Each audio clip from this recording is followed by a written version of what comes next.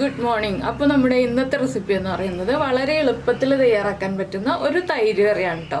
ഒന്ന് രണ്ട് ഇൻഗ്രീഡിയൻസ് നമ്മുടെ വീട്ടിൽ എപ്പോഴും ഉള്ളതും കുറച്ച് തൈര് ഉണ്ടെന്നുണ്ടെങ്കിൽ നമുക്ക് ചോറിൻ്റെ കൂടെ അടിപൊളിയായിട്ട് കഴിക്കാൻ പറ്റുന്ന ഒരു കറി റെഡിയാക്കാം. അപ്പോൾ നിങ്ങൾ ഇങ്ങനെ ഒരു തൈര് കറി ഉണ്ടാക്കി നോക്കിയിട്ടില്ലെങ്കിൽ ഉറപ്പായിട്ട് ഉണ്ടാക്കി നോക്കൂ കേട്ടോ. അതിനുശേഷം നമ്മുടെ ഫീഡ്ബാക്ക് ഒക്കെ അറിയിക്കുക. അപ്പോൾ എങ്ങനെയാണ് നമ്മുടെ ഈസി ആയിട്ടുള്ള തൈര് കറി തയ്യാറാക്കുന്നത് നോക്കാം.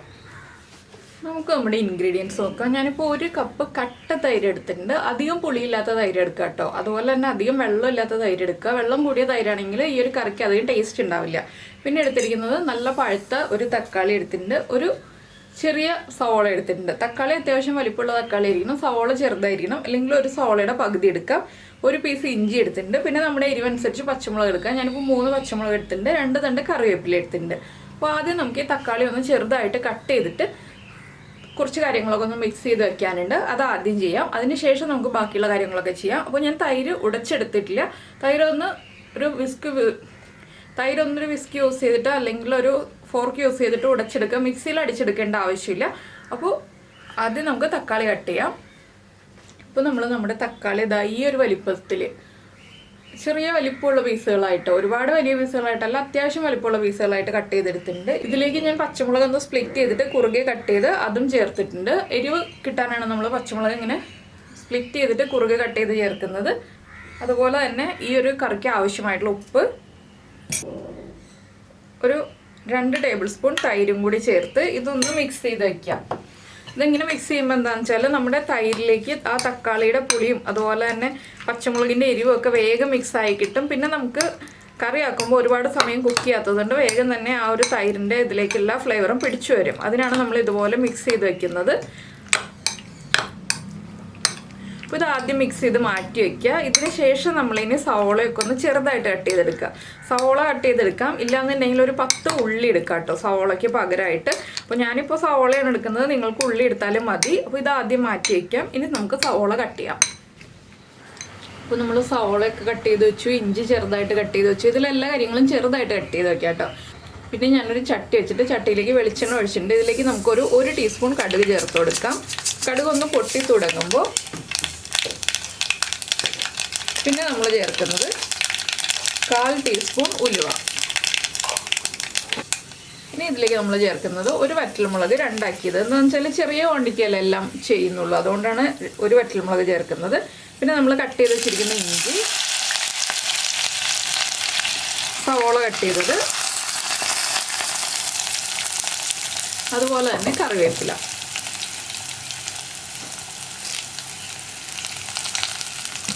ഇത്രയും കാര്യങ്ങൾ ചേർത്തിട്ട് ഒരു 2 മിനിറ്റ് ഒന്ന് ഇളക്കി കൊടുക്കുക. എന്താണെന്ന് വെച്ചാൽ ഈ സവോളയുടെ ആ ഒരു റോ ടേസ്റ്റൊക്കെ മാറി, ഇഞ്ചിയുടെ റോ ടേസ്റ്റൊക്കെ മാറി, ഇഞ്ചിയും സവോളയും ഒന്ന് കുക്കായി തുടങ്ങണം. ഒരുപാട് അങ്ങോട്ട് ബ്രൗൺ ആയി പോകണ്ട, രണ്ടും ഒന്ന് കുക്കായി തുടങ്ങിയാൽ മതി.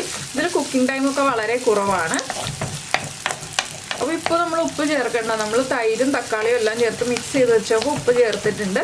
പിന്നെ നമ്മൾ തൈര് എടുത്തിരിക്കുന്നത് നല്ല കട്ടിയുള്ള തൈരാണെന്നുണ്ടെങ്കിൽ ഒരു 2 ടേബിൾ സ്പൂൺ വെള്ളം ചേർത്തിട്ട് ഒന്ന് ഉടച്ചെടുക്കാം കേട്ടോ. കുറച്ച് കട്ടി കുറഞ്ഞ തൈരാണെങ്കിൽ വെള്ളം ചേർക്കേണ്ട, നല്ല കട്ടിയുള്ള തൈരാണെങ്കിൽ മാത്രം 2 ടേബിൾ സ്പൂൺ വെള്ളം ചേർക്കുക. ഇനിയിപ്പോൾ ഇതൊന്ന് കുക്കായി തുടങ്ങട്ടെ. ഒരു 2 മിനിറ്റ് നമ്മളൊന്ന് ഇളക്കി കൊടുക്കുക. ഇതിൻ്റെ കൂടെ തന്നെ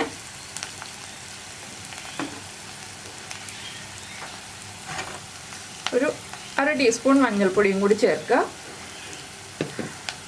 മഞ്ഞൾപ്പൊടിയുടെ റോ ടേസ്റ്റ് മാറി വരും. മഞ്ഞൾപ്പൊടി ചേർക്കുമ്പോൾ എപ്പോഴും ലോ ഫ്ലെയിമിൽ വെച്ചിട്ട് ചേർക്കുക. ഞാനിപ്പോൾ ചെറിയ ബർണറിൽ വെച്ചിട്ടാണ് ഇതെല്ലാം കുക്കിങ്ങും ചെയ്യുന്നത്, അതുകൊണ്ട് തന്നെ കുഴപ്പമില്ല. അപ്പോൾ നമ്മൾ ഇളക്കി കൊടുത്തുകൊണ്ടിരിക്കുക, അത് പ്രത്യേകം ശ്രദ്ധിക്കുക, മഞ്ഞൾപ്പൊടി കരിഞ്ഞു പോകരുത്.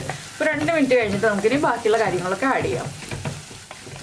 ഇപ്പോൾ നമ്മളെ മഞ്ഞൾപ്പൊടിയൊക്കെ കുക്കായിട്ട് നല്ലൊരു മണം വരുന്നുണ്ട്. ഇനി നമ്മൾ ഇതിലേക്ക് ചേർക്കുന്നത്, ഒന്നുകിൽ നമ്മൾ കടുക് പൊട്ടിക്കുമ്പോൾ കൂടെ ചേർക്കാം നമ്മുടെ കയ്യിൽ ജീരകം വറുത്ത് പൊടിച്ചതില്ല എന്നുണ്ടെങ്കിൽ നല്ല ജീരകം, നമ്മുടെ ക്യൂമിൻ സീഡ്സ് വറുത്ത് പൊടിച്ച ജീരകം ഉണ്ടെന്നുണ്ടെങ്കിൽ 2 പിഞ്ച് ജീരകപ്പൊടി ഇതുപോലെ ചേർക്കുക.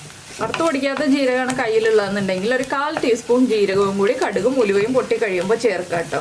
ആ ജീരകത്തിൻ്റെ ഫ്ലേവർ നമ്മുടെ ഈ ഒരു മോരുകറിക്ക്, ആ ജീരകത്തിൻ്റെ ഒരു ഫ്ലേവർ നമ്മുടെ ഈ ഒരു തൈര് കറിക്ക് കിട്ടാൻ വേണ്ടിയാണ് നമ്മൾ ജീരകം ചേർക്കുന്നത്. ജീരകം അല്ലെങ്കിൽ ജീരകപ്പൊടി, രണ്ടിൽ ഏതാണെങ്കിലും ചേർക്കാം. ഇനി ഫ്ലെയിം നന്നായിട്ട് കുറച്ച് വയ്ക്കുക. നമ്മൾ മിക്സ് ചെയ്ത് വെച്ചിരിക്കുന്ന ഈ ഒരു തൈരും തക്കാളിയും പച്ചമുളകും ചേർന്ന മിക്സ് നമുക്ക് ഈ ഒരു ചട്ടിയിലേക്ക് ഇട്ട് കൊടുക്കാം.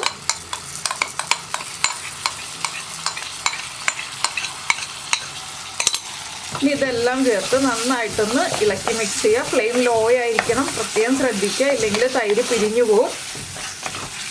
നന്നായിട്ടൊന്ന് ഇളക്കി കൊടുക്കുക.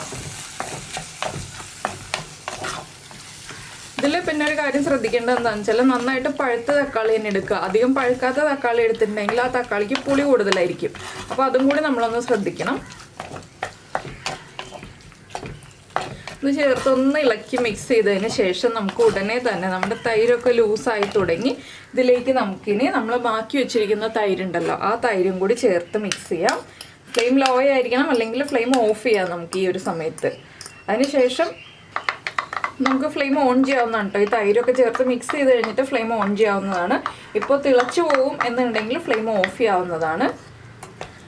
അപ്പോൾ കണ്ടോ, ഞാൻ ഇത്രയും കട്ടിയായിട്ടുള്ള തൈരാണ് ചേർത്തിട്ടുള്ളത്. ഒരു 2 ടേബിൾ സ്പൂൺ വെള്ളം ചേർത്തൊന്ന് മിക്സ് ചെയ്തിട്ടുണ്ട്.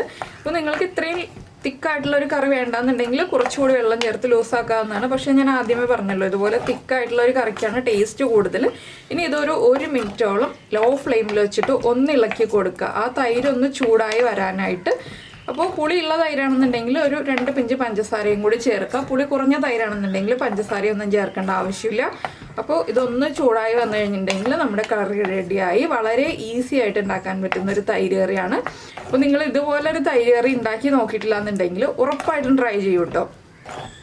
എല്ലാവർക്കും ചോറിൻ്റെ കൂടെ കഴിക്കാൻ പറ്റിയ നല്ലൊരു ഈസി റെസിപ്പിയാണ്. വളരെ എളുപ്പത്തിൽ ഉണ്ടാക്കുകയും ചെയ്യാം. നന്നായിട്ടൊന്ന് ആവി വന്ന് തുടങ്ങുമ്പോൾ തന്നെ നമ്മൾ ഫ്ലെയിം ഓഫ് ചെയ്യുക.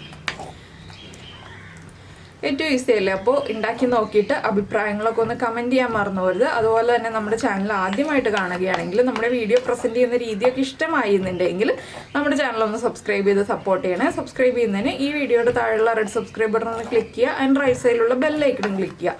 അപ്പോൾ ഓളെന്ന് പറഞ്ഞിട്ടൊരു ഓപ്ഷൻ കാണാം. ആ ഓളും കൂടി പ്രസ് ചെയ്തിട്ടുണ്ടെങ്കിൽ ഞാൻ എപ്പോഴും വീഡിയോ അപ്ലോഡ് ചെയ്യുമ്പോൾ നിങ്ങൾക്ക് നോട്ടിഫിക്കേഷൻ വരും.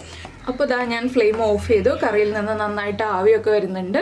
ഇത്രയേ ഉള്ളൂ കറിയുടെ പരിപാടി. അപ്പോൾ എല്ലാവർക്കും ഈ റെസിപ്പി ഇഷ്ടമായിട്ടുണ്ടാകുമെന്ന് വിചാരിക്കുന്നു. നമുക്ക് നമ്മുടെ അടുത്ത റെസിപ്പിയുമായിട്ട് അടുത്ത ദിവസം വീണ്ടും കാണാം.